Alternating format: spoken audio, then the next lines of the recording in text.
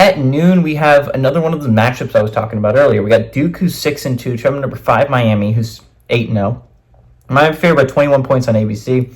Malik Murphy has gone 164 of 280, thrown for 1,796 yards, 17 touchdowns, 5 interceptions.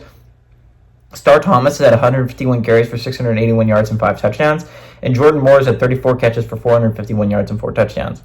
Cam Ward has gone 191 of 281, thrown for 2,746 yards, 24 touchdowns, 5 interceptions.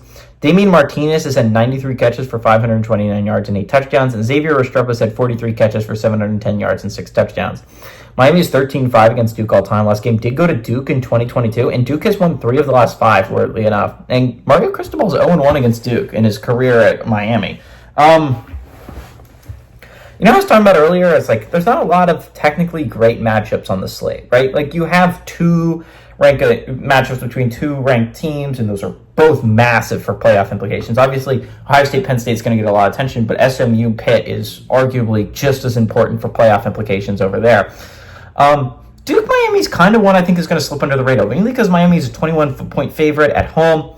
But this is arguably Miami's toughest game down the stretch. You can argue at Syracuse to end the year, but it's not a superly hard schedule down the stretch. They go to Georgia Tech in a couple weeks, and when healthy, Georgia Tech is a really, really good football team.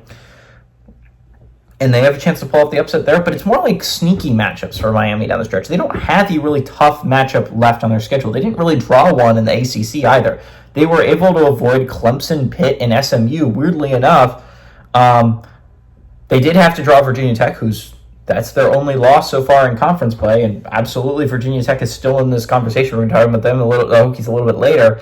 But this is arguably the hardest matchup Miami's going to have down the stretch, and Miami's been skating by, right? Like, I think we can all look at Miami and be like, this might be the Washington of last year. And not to talk any crap against Washington. Washington made the national championship for a reason. But they won a lot of one-score games that year. Like, games they honestly could have lost. Like, you go back and it's like, yeah, sure. Like, against Oregon, that's reasonable. It's like, Oregon's a really good football team. It makes sense that was close. Like, even you can make excuses. Like, the Utah game, that was a close game. Like, Utah's a solid football team. But then there would be games like against Arizona State. Like, Arizona State was one of the worst teams in the Pac-12 last year. That game was close against Washington. You look at Miami this year, they played a close game against Cal. And I don't mean to talk crap about Cal. I think they're one of the better 4-4 teams in the nation. They lost a lot of games because they don't have a kicker.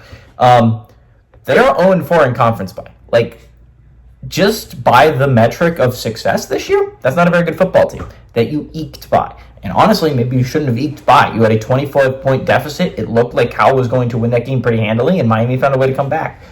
Questionable calls down the stretch, especially the no call on targeting was a little bit odd, but Miami's a really good football team that's been winning a lot of close games. Duke's coming off a heartbreaker, by the way. If you didn't watch Duke SMU last weekend, in my opinion, that was the best game of the week.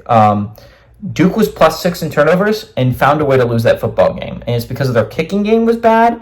Their defense played lights out, and honestly, I watched that game, and I took away that I think Duke's a pretty good football team. I have a lot of respect for SMU. I think SMU is a team that absolutely can compete for a conference championship and is a dark horse to make the playoffs this year. Like, they're in position. Like, I understand there's a lot of teams still kicking, right? Like, 4 in the Big Ten, 4 in the SEC, 4 in the Big 12, 3 in the Big 12, 4 in the ACC. If you add that up just among Power 4 conferences, you're looking at 15 teams legitimately competing for a spot. And there's only 11 for those 15, and that's not taking into account a Washington State team whose only loss is to a really good Boise State team and has a win against a solid Texas Tech team, right?